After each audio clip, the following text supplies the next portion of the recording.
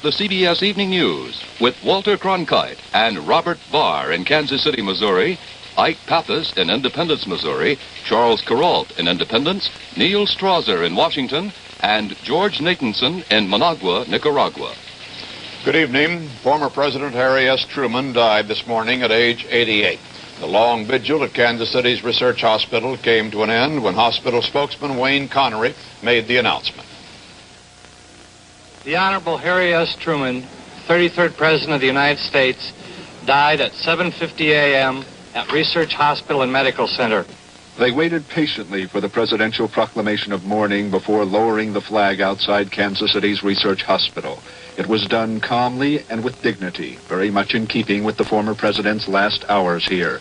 He was in a deep coma then, his body swiftly giving way. For 3 weeks he had fought off the effects of advancing age and a weakened heart, even when the drugs were no longer working. He went quickly this morning, a hospital source said, but peacefully. Harry Truman's neighbors on North Delaware Street, Independence, did not wait for a presidential proclamation to honor their neighbor. When word of the end came, they quietly lowered their flags to half-staff and then took a moment to remember what they liked best about him. I think his friendliness.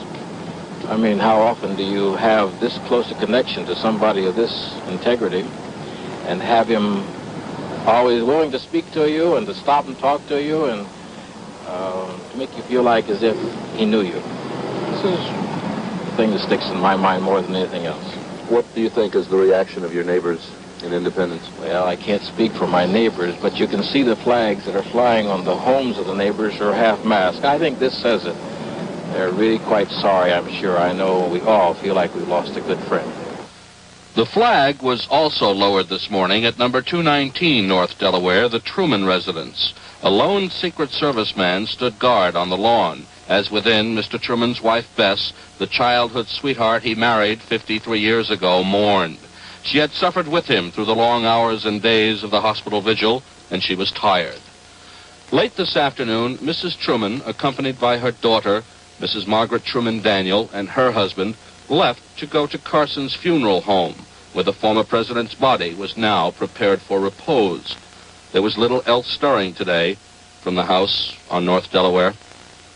Ike Pappas, CBS News, Independence.